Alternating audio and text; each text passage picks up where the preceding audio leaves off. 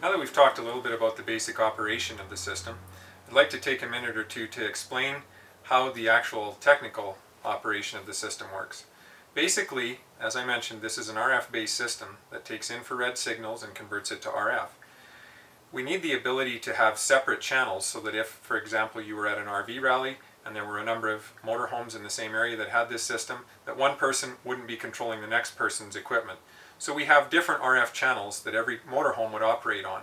For example, let's just say that this IR system was operating on channel 35, for example. We would want all the components at each of the TV receivers and the blaster that's inside the DVD cabinet to all be operating on channel 35 so that they would be able to talk to each other.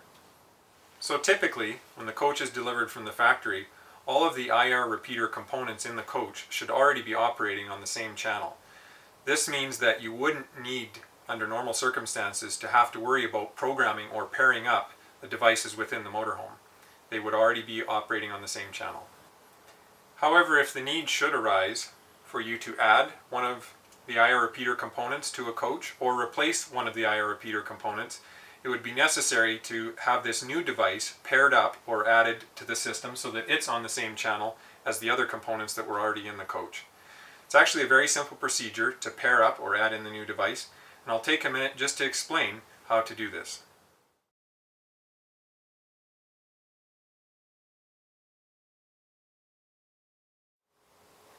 On each of the IR repeater components, whether it's one of the receivers that goes by the TV monitors, also the same features will be found on the blaster unit that's inside the DVD cabinet. You'll see a small hole in the bottom of the lid of the IR receiver in this case, just large enough for a pen or pin to be poked through, and underneath that there's a switch. When you press this switch, it will either put it into transmit mode if I press it one time, or into listen mode if I press it 2 times. Basically, the device that I'm going to add in, I will want to put into receive mode, so I'm going to press it twice, which I'll demonstrate in a minute.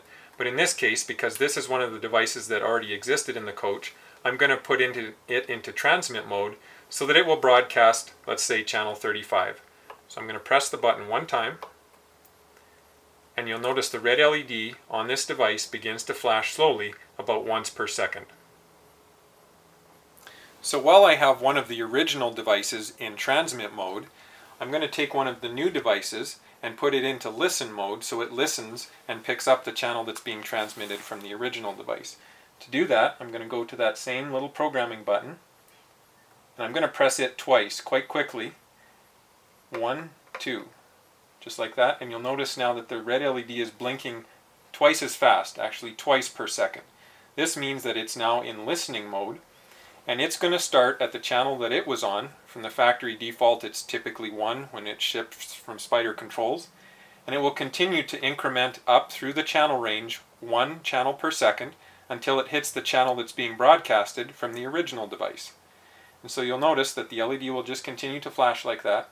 Once it picks up the channel that's being broadcasted from the transmitting device, it will go solid red and then stop flashing. And this tells you that you've now successfully paired up the new device with the original device.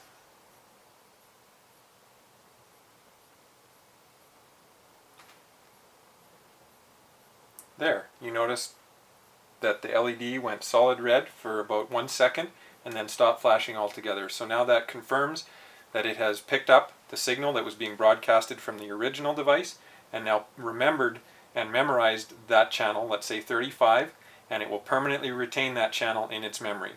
All we have to do now is go back to the device that we had into transmit mode and take it out of transmit mode. So come with me and we'll do that. So you'll notice that the original device that I put into transmit mode was still flashing slowly, once per second. And really, if I didn't press the button to take it out of transmit mode again, it would continue to flash like that indefinitely. It's important that you don't leave a device in transmit mode because the IR repeater system will not function properly when one of the components is flashing like this in the transmit mode. So to take it out of transmit mode, I'm just going to simply take my pen and press the button 1 time, and it'll stop flashing, and now I'm good to go. So it's really that simple as far as pairing up the devices. Now if the need should arise for you to have to pair up all the devices in the coach for some reason, what you can do is pick any device. It could be the middle TV, it could be the blaster inside the DVD cabinet, it could be the front TV, any device, and put it into transmit mode. What it will do then is start broadcasting its channel. Then one at a time you can go through each of the other devices, put them into listening mode by pressing the button twice, allowing it to go through its routine where it'll flash quite quickly, twice a second, and then at the end of that it will go solid red and turn off. This procedure can be repeated for each of the devices in the coach.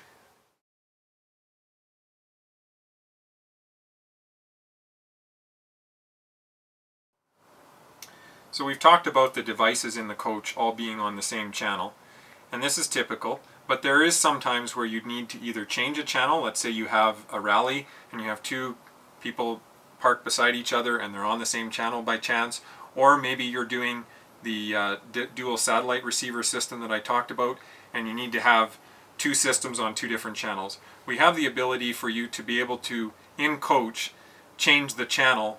And of course you'd have to pair up all the other devices after the channels change. But what we can do is, let's just say we were on channel 35 right now and I wanted to go up to channel 38. We have the ability to do that without any external devices for programming. So what I'm going to do is put the device that I want to increment up into transmit mode. So I'm going to press the button one time and it'll start flashing slowly. Now what I'm going to do, now that it's in transmit mode, is press the button again, but I'm going to hold it this time. And you'll notice the LED goes solid for about a second and then resumes flashing. What I've done now is actually incremented up from channel 35 to channel 36. I'm going to press it one more time. Goes solid. Now I'm on channel 37. One more time. Now I'm on channel 38. Now what I would do is pair up all the other devices by pressing the buttons twice and going through that routine, pairing those channels up, and then going back to this one. Once I'm all done, and taking it out of transmit mode by pressing the button one time. There. Now I've moved all the devices in the coach up from channels 35 to channel 38.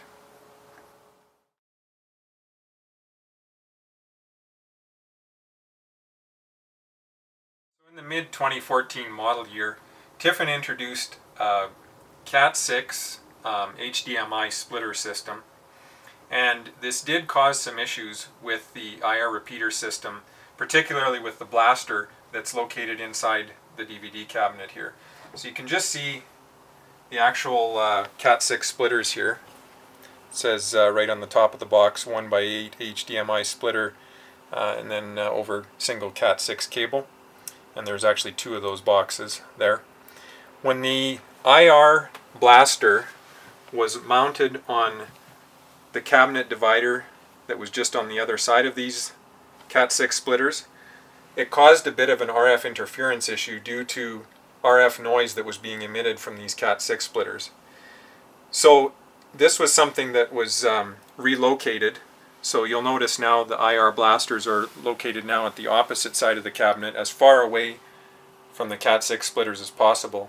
So if you're noticing that you have intermittent RF reception, let's say at the front TV you have intermittent performance of the satellite or Blu-ray player, that may be one thing to check for, and just make sure that that blaster that's inside that DVD cabinet is moved as far away from possible as from those Cat6 splitters. The IR receivers work by picking up the infrared light that's sent out from the remote control and receiving it into the actual IR receiver. One issue that has come up a little bit on a couple of installations is the fact that we do need to have line of sight from the remote control to the IR receiver. Now, to try and make the IR receivers as inconspicuous as possible, they're sometimes installed as far back at the back of the cabinet as possible. And this can cause some issues sometimes where a customer may be standing up and trying to operate by pointing the remote control. But again, we need to keep in mind that the remote control needs to be direct line of sight to the IR receiver. And sometimes if it's mounted too far back on a cabinet that hangs down lower, the reception then of this IR receiver is blocked by the front of the cabinet. So in some cases it may be necessary to move the IR receiver more forward so it's more visible. Basically, if your eyes can see the IR receiver, then you know it's probably going to have line of sight connection to your remote control.